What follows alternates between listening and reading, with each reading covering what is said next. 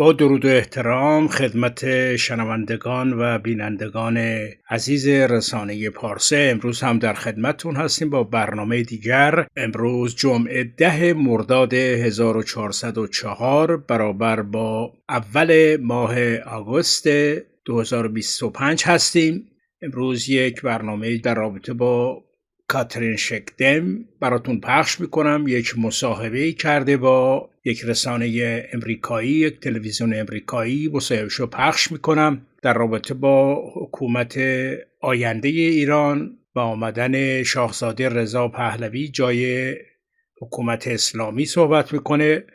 صحبت‌های جالبی است، حدود نیم ساعت صحبت میکنه. مصاحبه است در رابطه با همه چی صحبت کرده و در پایانش هم گفته که رژیم جمهوری اسلامی دیگر نمیتواند در ایران حکومت کند و حکومتی که میتواند ایران رو به پیشرفت برسانه میتونه حکومت شاهزاده رضا پهلوی باشه.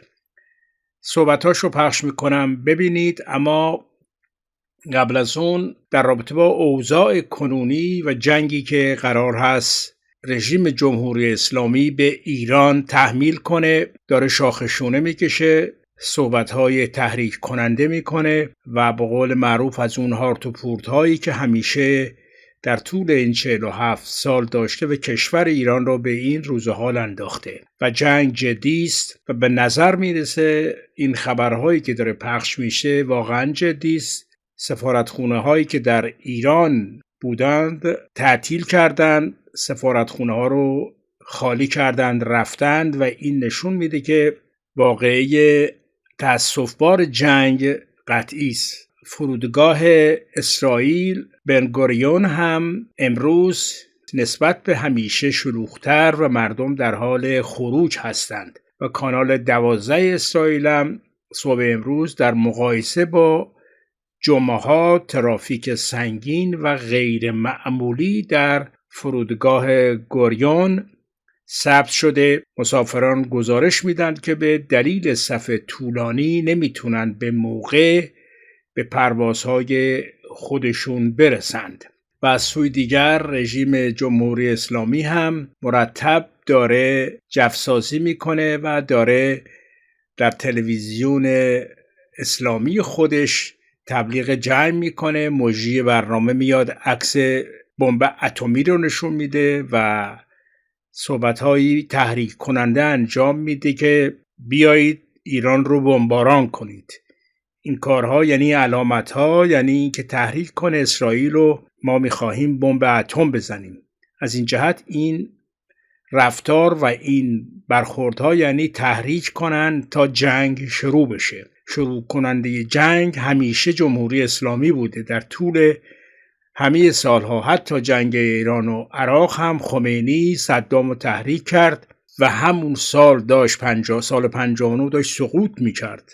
سقوط خمینی حتمی بود، اما با جنگی که راه انداخت باز ماندگار شد و کشور رو به این روز حالی که الان میبینید انداختند. ما فقط باید به فکر این باشیم مردم به خیابونها بیاند و این سقوط رو توسط مردم انجام بشه. با جنگ و ویرانی ایران سقوطی مورد نظر مردم نیست، چون جنگ ویران کننده هست، کشتار داره، زیرساخت‌های ایران نابود میشه. فقط تنها راه رهایی مردم و تنها راه سقوط رژیم حضور میلیونی مردم هست. همه هم میگند فقط باید ترس کنار بذارند و وارد خیابونها بشند. این دفعه دیگه باید این مسئله تموم بشه. پروژه شکوفایی ایران، آمدن نیروهای متخصص از خارج بعد از خیزش نهایی و بعد از سقوط جمهوری اسلامی میتونه ایران شکوفا بشه و این شکوفایی فقط توسط مردم، نیروهایی که در خارج هستند، از جمله شاهزاده رضا پهلوی با اداره دوره گذار رو که بارها صحبت کرده و گفته که در 3 بخش کلان برنامه‌های خودم رو پیش میبرم: مرحله اضطراری، دوره گذار و چشمانداز بلند مدت. کارها داره انجام میشه، فقط اینکه این سقوط صورت بگیره، این سقوط توسط مردم انجام بشه. حالا باز در خدمتتون هستم. الان به صحبت‌های کاترین شکدم که مصاحبه کرده با زیرنویس فارسی پخش میشه با تلویزیون امریکایی و ببینید حتی یک آدمی که با رژیم بوده، جاسوس اسرائیل بوده، داره میگه باید حکومت عوض بشه. حکومت عوض میشه، حتی میگه حکومت میتونه عوض بشه. جایگزینم حتی میگه که شاهزاده رضا پهلوی. توجه کنید به این صحبت ها. And now I want to turn to my guest for today, who has quite a remarkable story. Katherine Shekdem is a French Jew and a former regime insider who went undercover in the Islamic Republic of Iran as a journalist, even gaining direct access to regime officials, meeting Qasem Soleimani and the Ayatollah himself. Now, since the Iran-Israel war, she's become the subject of public speculation about her ties to intelligence, with Islamic regime officials desperate to pin anything on Mossad. Her name has resurfaced as a topic in the Iranian media as regime officials make wild claims accusing her of being a Mossad agent. So we've decided to speak to her about all of these rumors. Katherine Shekdem, my dear friend, welcome to the show. My pleasure. Now, you're one of the very few Western women, let alone Jewish women, who not only gained access to the Islamic Republic's inner sanctum, but actually met and spoke with Supreme Leader Ali Khamenei and, of course, met Qasem Soleimani. What did you see behind the curtain of this regime? I mean, who did you meet? What were those encounters like? And what did they really reveal to you about how this regime really operates? Oof, how long do you have? Look, I mean, like you said, I've met with, Ali Khamenei, Soleimani, Raisi. I mean, I've done an interview for Russia Today. I've met a few others. I don't remember the names. All I would say is that when a list of dead commanders from the IRGC was published, there was a few names. I was just like, oh yeah, I remember you, because the pictures was attached to that. So I was like, I've seen you before. But look, there are many, and so I don't remember everybody. I remember meeting the speaker for Parliament, I think Larijani. I literally physically bumped into the time it was President Rouhani, and I was it was in Tehran in the conference hall, and I think it was on the first day, so right after Khamenei had his speech, and Khaled Mashal was just screaming death to Israel, death to America, which was like super comfortable for me, being 10 meters away from the guy. And someone was actually, because you had earphones, and so it was like, do you want me to translate? I was like, no, I think I got that one. It was pretty fine for me. I mean, I could understand. It was in Arabic, so that was fine. And then I was just talking to somebody and backing up as he was advancing towards me, and I just bumped into Rouhani, and that angered a lot of his bodyguards. But then he took it on the chin, and he was actually laughing with me, telling me, "Are you okay?" And I was just like, "I'm fine. I've been trying to survive this one." And then, interestingly enough, and that was literally minutes after that, there was a break, and you had loads of journalists, and there was Al-Manar TV, of course, Hezbollah, and that was, I had my little side with my pictures and my name, and they had kept to the name Perez, which I was like, oops, let me turn it around. And the guy from Al-Manar was just like, would you like to do a recorded interview? I was like, no, I'm okay. I'm gonna stay here.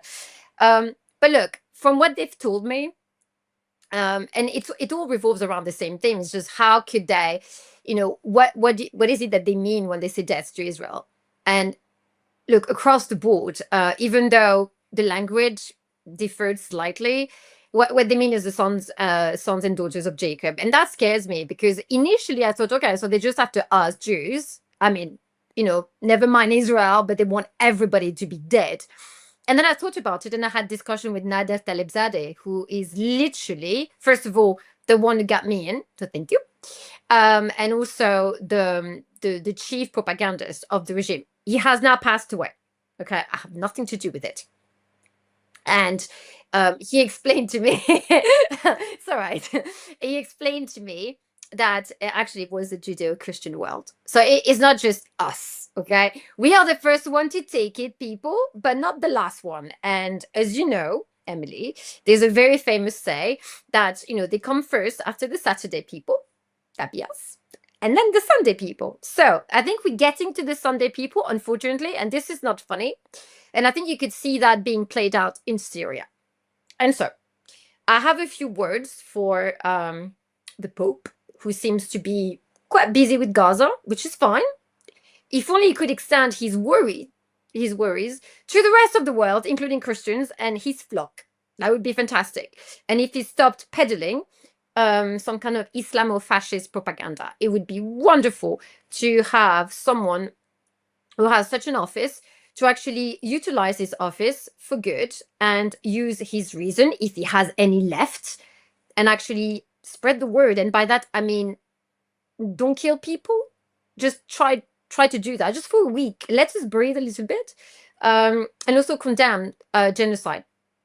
Just an idea. But, this is just me. But look, beyond that, they pretty much explain how this whole ideology functions in terms of how it's been augmented, spread, how indoctrination worked. And that was exactly why I got in there in the first place. I wasn't there to find nuclear codes, okay? I mean, I've done well, but I'm not that clever.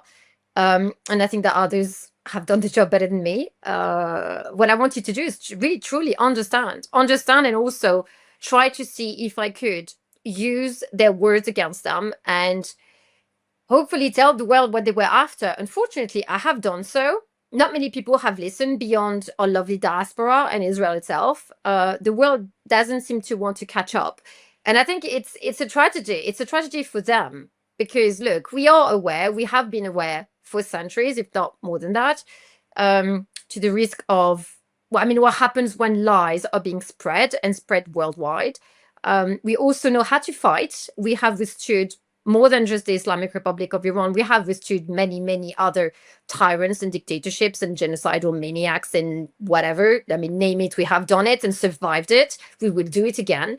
But I think that the world has more to lose than us, in that they're actually losing their conscience and morality and the very God that they worship, which is multiculturalism. So it's not working for you. Now, since the October 7th war, you've become the subject of kind of a bizarre smear campaign by the Islamic Republic and its affiliates, accusing you of being a Mossad spy, orchestrating regime collapse, etc. Even former foreign minister Javad Zarif publicly mentioned you. So let's set the record straight. I'm going to ask you straight up. Are you or have you ever been affiliated with the Mossad or any other intelligence agency? I wish, Emily. I really wish. Look, if there is a check that got lost in the mail, I'm right here. So please. This is what I'm going to say. I think that Mossad is truly world-class agency. I think they are wonderful. I am a fan. I'm a great fan. But no, unfortunately, I don't have the badge. I wish I could say that I did. I wish I could say and claim to my name this great honor. Unfortunately, not the case. But then again, every time that I say this, people say, oh, she's humble. No, I'm not humble. I'm just genuinely not on the books. So listen to me. Don't listen to me. It's not going to change a thing. But I'm flattered. Look, if anyone ever thought that I could, I take it. I take it and I'm running with it.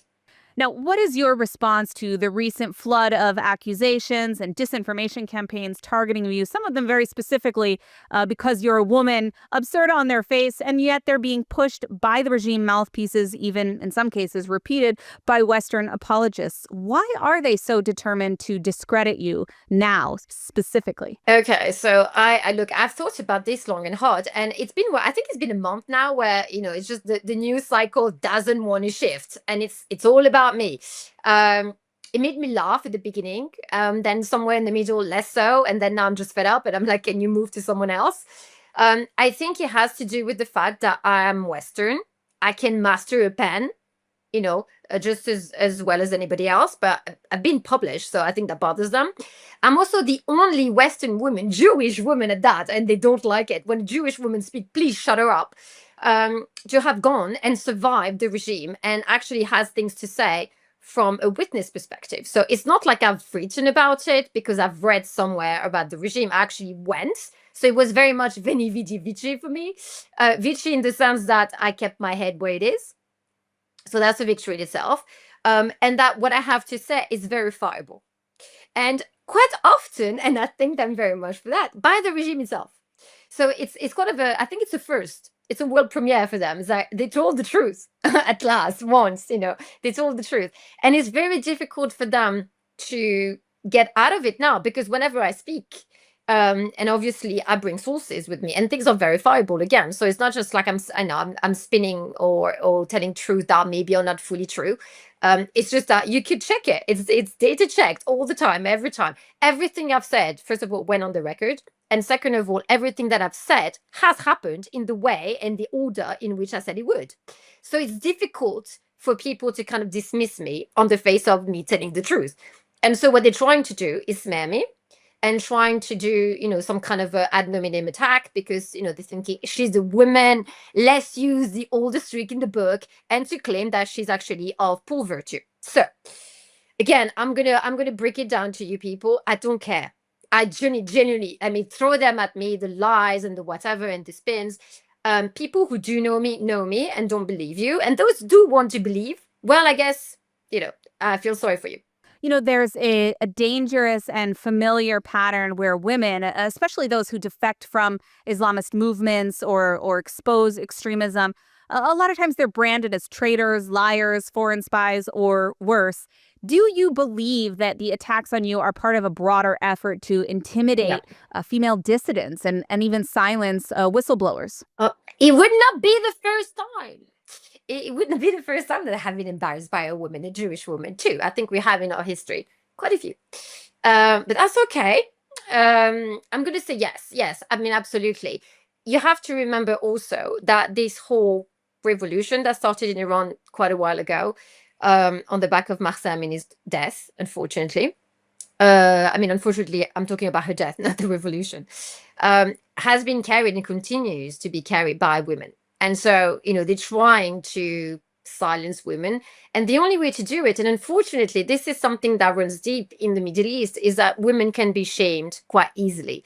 And I don't understand the why. I don't understand how attaching some kind of a sexual label to a woman would silence them on the basis that male would have to de facto participate in the said activity. And so, I don't know, last time I checked, adultery was also bad for both genders. This is the one thing that their book don't discriminate against, which is, again, doesn't happen very often. So I don't quite understand it. And the notion that a woman could show up, a Jewish woman at that, and get state secret in exchange for, doesn't say much about them, but it's a lie that they have spun. I think they got stuck in it. They don't know what to do. And also, you need to remember that you have different camps within the Islamic Republic, and so they're fighting. And so it's a case of who's going to lie better than the other. They're going to try to throw insults and allege whatever at each other and see what sticks. Unfortunately, again, in order to stick, I would have to respond with care. I'm okay. I'm eating a halal sandwich like the other one. Do you know Thunberg? I'm okay. I'm good. Now, you have warned for years that the Islamic Republic is not only a threat to its own people, but a global threat, particularly to Jewish communities. Can you speak about the regime's long-term activities targeting Jews, both through violent proxies and ideological warfare? I know it's something that you have firsthand experience from hearing about from regime officials. Does the global Jewish community need to be concerned? Yes, they do. I wish they had listened to me prior to October 7th. I really wish. Look, what is interesting to me, and again, I have written about it, for some reason, it did not get picked up in the way that it should have. I talked a few years ago, and that was prior to October 7th, which really, really hurts me, because, not for me, for my name, I don't care about this. I care about the fact that maybe we could have saved people. Is that I warned that there would be one singular event that would really, really hurt not just Israel, but the Jewish diaspora, and redefine, I would say, the battle lines. And it did. And when Khamenei, back in 2017, spoke at this conference, I mean, he did put a clock on something. And he said, in 5 years from now, and actually you have a transcript of the opening speech that he gave during this conference. He did say that something was in the works and that Israel will feel the heat. You fast forward to the 5 years to the dot. And I've written about it, I've warned, and I was like, people have asked me what is going to happen. I said, if I knew, I would tell you. I don't know. What I do know is that they have planned what would happen after this singular event, and that, you know, the level of precision and the indoctrination and the networks that they have risen would get activated and would spawn anti-Semitism, anti-Zionism ad nauseam, and would drown the world in, you know, in their lies. And it has happened. We have seen it, and to a degree that scares me, because it's one thing to hear about a plan, it's another to see it unfold before your eyes. And I mean, you have to look at the way that Columbia University, all those Ivy League schools, and our university here in the UK has spawned lies after lies, landing themselves in the camp of Islamofascists, advocating and rationalizing the death of millions of people, comparing us, and this is something that makes me so angry, to Nazi Germany, trying to appropriate a genocide that was committed against us, trying to appropriate the pain in our history, and trying again to flip it against us and to make us the bad, I mean, the wolf, you know, the wolf of the story, the evil of this eternal battle between light and dark. Well, I got news too for you. You're not on the right side of history. And I'm not saying that the Jewish people own the light, but we kind of sit under it. So by all means, come and sit with us. But don't try to get it twisted, and don't try to either shame us or to throw the pain of our ancestors and forefathers by claiming it for yourself and then use it as a weapon against our communities, because we're going to stand up for ourselves and each other, and we will fight you to the last one if we have to, but we will. And so for me, this is quite pathetic from, you know, for the Islamic Republic to be claiming to a truth that it doesn't own, that it can't write neither spell. Now, given what we now know about the regime, what should the West be doing? I mean, what are the options? Are there possibilities for a peaceful solution for regime change, and what does that look like? Yeah. Okay. So, I mean, there's two things that I want to break down here. Like, the first thing would be, what do we do with the Islamic Republic? So the answer should be destroy it. I don't mean the people, I don't mean Iranians, I don't want anyone to die, but we need to deconstruct, destroy, and level this ideology that is a cult. It's a cult that worships death. Let's be clear. When you have people screaming death to Israel, death to America, death to Britain, death to whoever, death to the apostates, which is basically everyone but them, at some point in time, you have to understand that it's a bad idea. I don't understand why they're supporting it, but they do. They at least apologize it and try to rationalize what it is that they say by saying that it's not that bad. Yes, it is. When you say death to somebody, it is bad. It's a universe ending. So think about that for 2 seconds. Now, what should we do? Well, I came up with an idea that many people, and crazy, the MEK and the Islamic Republic don't seem to like this idea, which I think means to me that it's a great idea, would be to, and I don't advocate for a return of the 1906 Constitution. What I'm saying is that the 1980 referendum that gave way to the new Constitution that allowed for the rise of the Islamic Republic was actually an act of engineered consent, and therefore under international law is not legal, nor receivable. And so, technically speaking, the lovely Queen Farah is still regent, which means that she could very much call for a government in exile and crown her son, Reza Shah, the crown prince, a Shah of Iran, which would de facto put the West into a bit of a pickle, because they would have to decide who it is that they support. Do they support the mullahs of Iran, or do they support a free Iran under the banner and leadership of the crown prince, now turned Shah?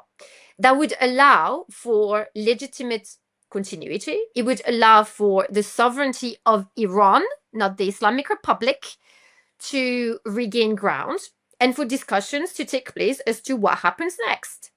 That's all I'm saying. Also, fun fact, it would mean that all the diplomats in all the embassies from the Islamic Republic would not benefit from diplomatic immunity. So I'm just saying, it's an idea that would be fun. Now, we do have to wrap up, but I want to ask you if you have one last message to Zarif, to Khamenei, and to the Islamic regime, what would it be? Quit. Go eat a falafel somewhere, but quit. Really quit. All right. Thank you, Katherine, Parse, Shakdam. A fascinating story and very, very interesting insight for us today. Thank you for joining us. My pleasure. Well, before we wrap up, I want to take you through our weekly good, bad, and ugly from around the world. First things first, we have the good.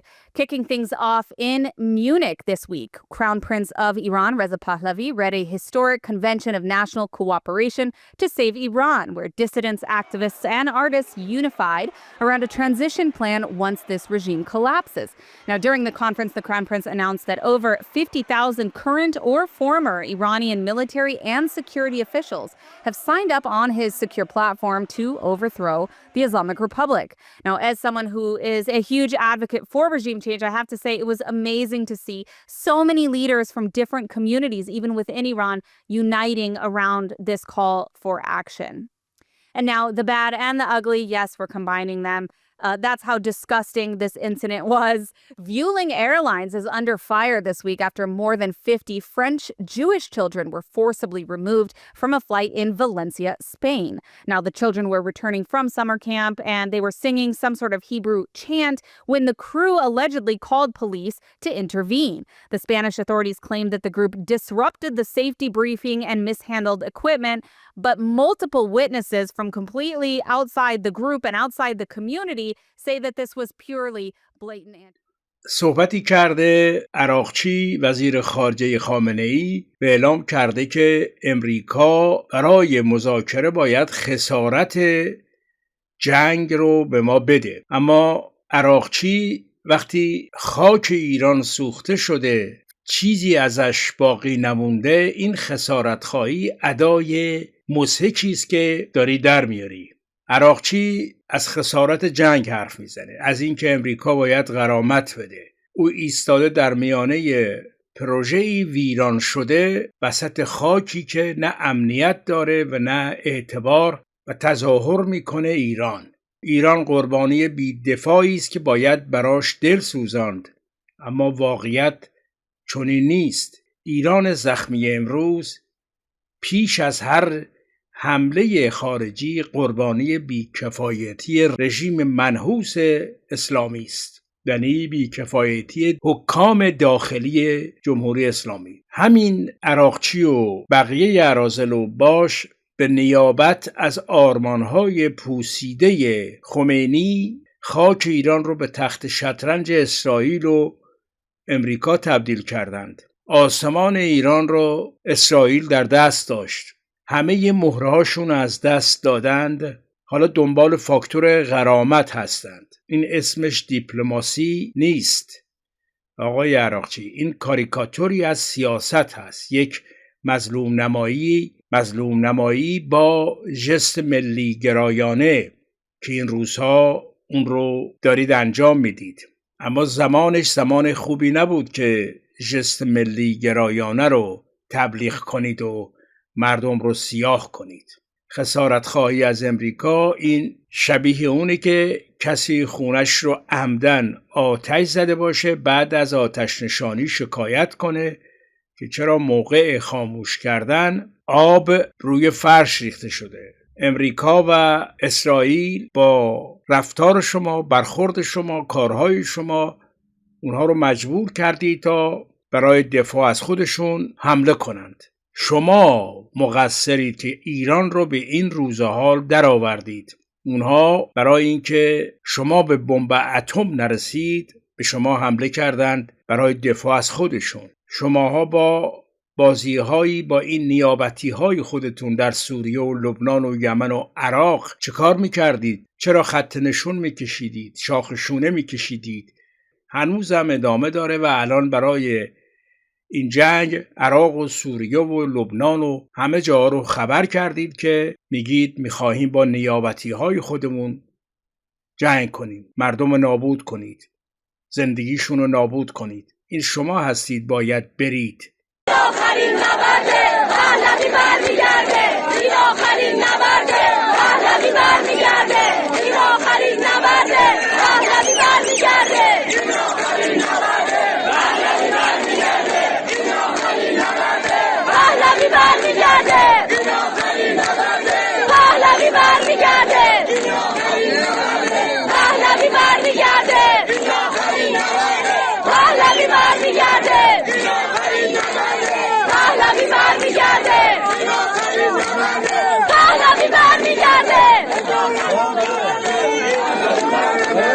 رضا رضا پهلوی جان ملی. رضا رضا پهلوی جان ملی. رضا رضا پهلوی جان ملی. رضا رضا پهلوی. شما هستید که اضافه هستید و جنایتکار جنگی هستید. مردم ایران این بار باید با صلح و دوستی با جهان مقابله کنه. بله، شما رفتنی هستید و این ایران هست که میماند و به زودی ایران دوباره ساخته خواهد شد. تا نظر شما عزیزان چی باشه؟ بدرود تا برنامه دیگر.